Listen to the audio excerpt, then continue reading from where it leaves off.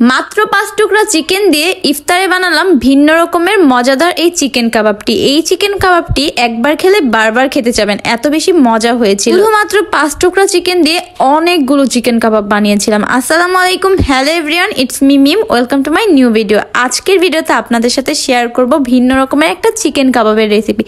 এই কাবাবটা আমি একবার বানালে বারবার বানাতে বাধ্য হই। এই কাবাবটা খেতে এত বেশি ভালো লাগে যে আমার বাসায় বারবার বানাতে বলা হয়। তো কাবাব বানানোর জন্য প্রথমেই কিন্তু আমি নিয়ে নিলাম চিকেনগুলোকে সুন্দর করে সিদ্ধ করে ঝুড়ি ঝুড়ি করে নিলাম। আর নিয়ে নিলাম হলো আলুগুলোকেও সিদ্ধ করে সুন্দর করে ম্যাশ করে নিয়েছি।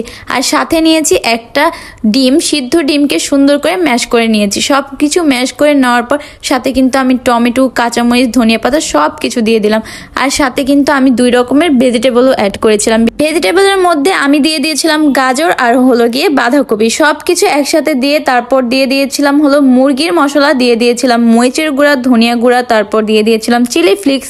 দেখতে দেখতে রমজান মাস কিন্তু একেবারেই শেষের দিকে। রমজান মাস কার কেমন কেটেছে অবশ্যই কিন্তু কমেন্টে জানাবেন। এবারের রমজান মাস আলহামদুলিল্লাহ ভালো গিয়েছে, বাট আগের বারের তুলনায় এবারের রমজান মাসটা ততটাও ভালো যায়নি।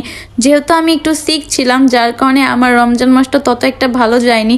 যদিও এই রমজান মাসে কিন্তু আপনাদের সাথে নিত্য নতুন ভিডিও আমি শেয়ার করার চেষ্টা করেছি। জানি না কতটুকু পেরেছি, বাট আমি অনেকটাই চেষ্টা করেছি। যদিও সিক থাকার কারণে তত একটা অ্যাক্টিভ থাকতে পারিনি, বাট তারপরও আমি আমার বেস্টটা দিয়ে ট্রাই করেছি। যদিও আপনারা আমার ভিডিও দেখেন না, সাপোর্ট করেন না, তারপরও কিন্তু স্টিল নাও আমি চেষ্টা করেই যাচ্ছি, ভিডিও বানিয়েই যাচ্ছি, জাস্ট বিকজ আমার ভিডিও বানাতে হবেই। ভিডিও না বানালে তো হবেই না। আমার একটা নেশার মতো হয়ে গিয়েছে ভিডিও বানানো। বাট আসলে কি ভিডিওতে যখন রেসপন্স পাই না তখন আসলে কি বানাতে ইচ্ছা করে না। এত কষ্ট হয় একটা ভিডিও বানাতে, এডিট করতে অনেক বেশি প্যারা হয়ে যায় সব কিছু মিলিয়ে। আবার সিক থাকা অবস্থায় কিন্তু একটা ভিডিও আপলোড করা এতটা সহজ হয়ে ওঠে না। তারপরেও চেষ্টা করে যাচ্ছি, জানি চেষ্টার ফল, ধৈর্যের ফল অবশ্যই ভালো হয়। ইনশাল্লাহ একদিন না একদিন অবশ্যই ভালো হবে। হোক, কথা বলতে বলতে কিন্তু আমার কাবাবগুলোকে সুন্দরভাবে মাখিয়ে নেওয়া শেষ। এখন কিন্তু আমি স্বামী কাবাবের লুক দিয়ে নিচ্ছিলাম। কাবাবগুলোকে আমি সুন্দর করে গোল গোল করে বলে শেপ দিয়ে নিয়েছি প্রথমে, তারপর একটা একটা করে কিন্তু আমি স্বামী কাবাবের শেপ দিয়ে নিচ্ছি।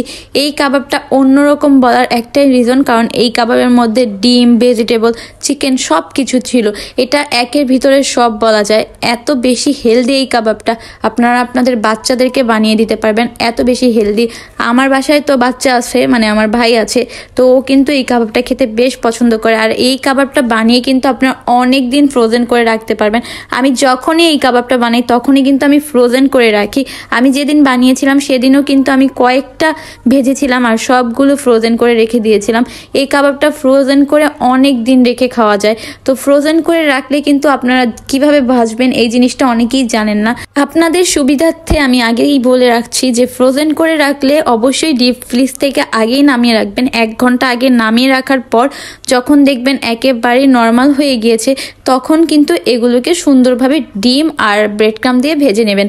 আমি কিন্তু সবগুলো কাবাবকে সুন্দর করে কোটিং করে নিচ্ছিলাম। আমি কিন্তু একটা ব্যাটার বানিয়ে নিয়েছিলাম, চালের গুঁড়া আর একটু লবণ দিয়ে একটা ব্যাটার করে নিয়েছিলাম। ওই ব্যাটারের মধ্যে কোট করে তারপর ব্রেড ক্রাম্ব আর চালের গুঁড়ার মধ্যে কোট করে নিলাম। তো দেখতেই পারতেছেন আমার সবগুলো কাবাব কিন্তু রেডি। শুধুমাত্র 5 টুকরো চিকেন দিয়ে কিন্তু আমি অনেকগুলো কাবাব বানিয়েছিলাম। আপনারাও কিন্তু ঠিক এভাবেই আমার রেসিপি ফলো করে অনেকগুলো কাবাব বানিয়ে নিতে পারেন। আমি কিন্তু অলরেডি ডিম চপের ভিডিওটা আপনাদের সাথে শেয়ার করেছি, যারা যারা দেখেননি অবশ্যই দেখে আসবেন।